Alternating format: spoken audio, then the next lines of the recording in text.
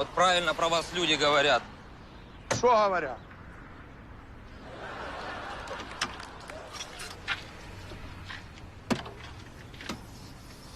Ух ты ж!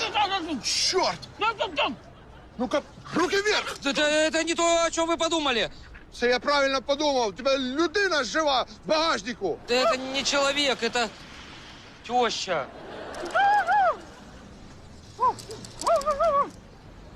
На, дарю. Да не надо, что вы, зачем? Я ее просто в лес хочу вывести, за озеро, а то она постоянно возвращается. Ти краще в тупик за лесом вивози. Там справа кар'єр. Карьер? Точно не вернется. Класс, спасибо большое. А жене що скажеш? А скажу, что на дачу уехала. Нормально, нормально. Давай, закривай.